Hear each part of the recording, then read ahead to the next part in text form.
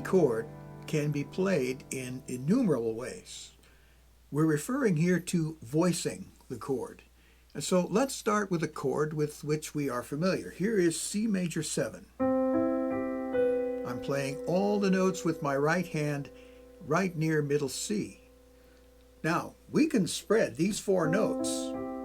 We can spread them out and play them with both hands. So here's some ways that we could do it. Play it that way, this way. Maybe you can play it like that or like this. I'm still playing those 4 notes that are contained within the C major 7th chord. Now, some of these work better than others. And it depends on the context in which they are played. But what I want to show you here are some general formulas for voicing chords. The best place to start is by playing them in the middle range of the piano. Now, there are some very special circumstances where you could go to extremes, but we're going to stay in the middle range of the keyboard. What we want to do is include all the chord tones, these 4 notes, but we're going to spread them out over a wider expanse using both hands. I'm going to switch to the overhead camera and demonstrate for you formulas for chord voicing. What I'd like to do, as I mentioned, is show you some general workable formulas for voicing chords. We're starting here in the middle range of the piano.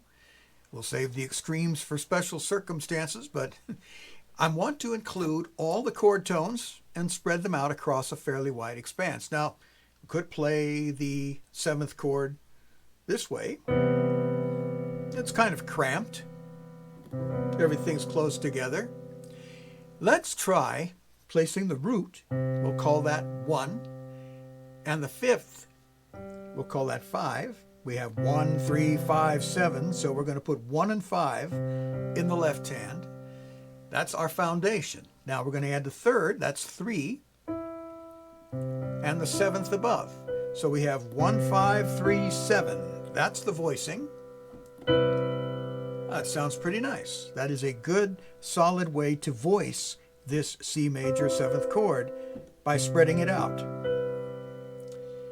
Now, do we want to double any members of this chord? Well, we could double the 5th. Let's see.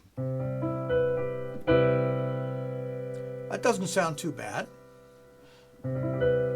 We could double the root. Let's see.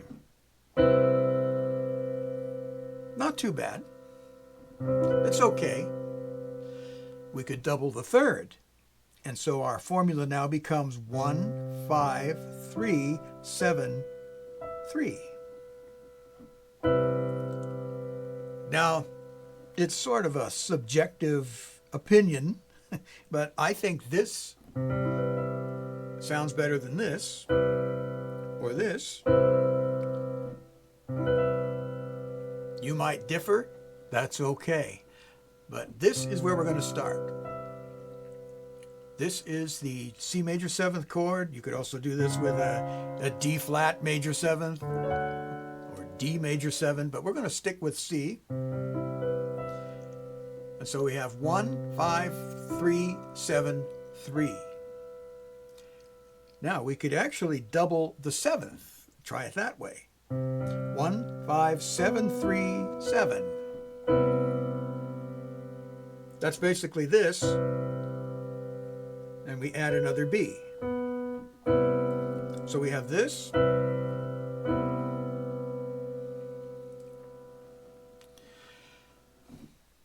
Now we can try the voicings in these 2 examples by using them to play all the chords in the key of C, all the 7th chords. Only we're going to play them this way.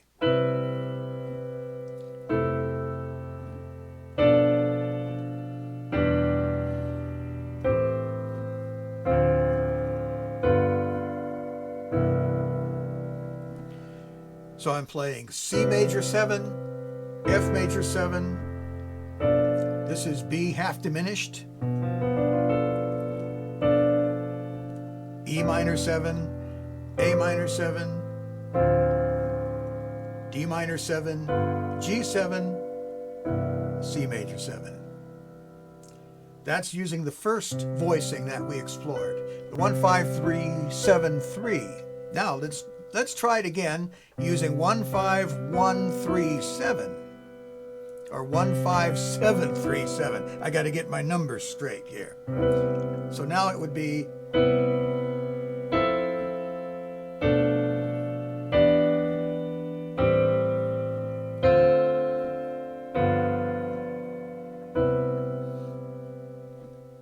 C major 7, F major 7, B half diminished, E minor 7, A minor 7, D minor 7, G 7, C major 7. Now, this can be a little awkward playing it this way. We're kind of jumping all over the place here. So let's look at how different voicings can be used to lead smoothly from one chord to the next. So we have these two common chord voicings, 1, 5, 3, 7, 3, or 1, 5, 7, 3, 7. And in switching from one chord to another, we want to change voicings in order to avoid jumping around the keyboard like we would do here. So the reason we looked at these two voicings is that by changing from one to another, we can limit the amount of motion that the two hands have to go through. So here's the change from C major 7 to F major 7. But this time, the F major 7 chord uses the 1, 5, 7, 3, 7. So notice how easily the right hand can change from one chord to another. And notice also we have the 1, 5 here in the left and the 1, 5 in the right. Or excuse me, the 1, 5 in the left and the 1, 5 on F major 7. Hand doesn't have to move very far. You can use fingers 1 and 4. A lot of numbers to think about here. And then 3 and 1. Anyway, you can see how easily I can go from C major 7 to F major 7.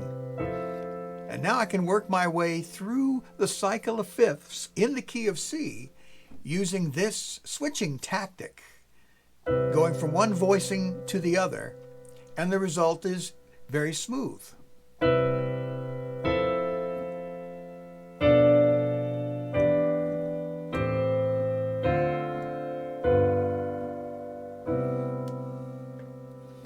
I'll play that again. C major 7, F major 7, B, half diminished, E minor 7, A minor 7, D minor 7, G 7, C major 7. Now you can make up your own ways of moving from one chord to another by keeping in mind these simple rules. Whenever it's possible, hold a note that both chords share. So you notice here we've got an E in the C major 7th chord and also an E in the F major 7 chord. And so look how little distance we actually have to move, just one finger. And so you hold a note that both chords share and you move each finger as short a distance as possible. If you begin with chords that use sevenths like this, don't suddenly change to a simple triad. Try to maintain the sound quality evenly from chord to chord. There's a couple of bonus progressions. These are more jazzy. For example, here's a C13 chord. Don't worry if you can't remember what that is. And then it goes to this.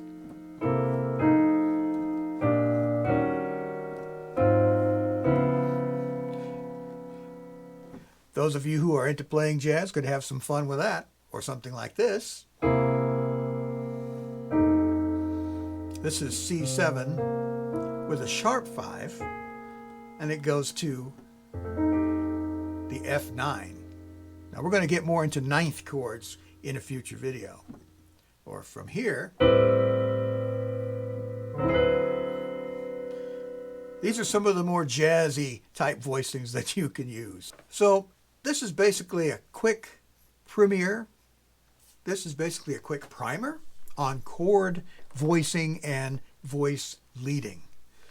So I know this has been a lot to absorb in one video, so if you need to, you can watch the first part where I show you some of the basic chord voicings, common chord voicings, and then this part where we show you how to use those common chord voicings to create smooth voice leading between the different chords.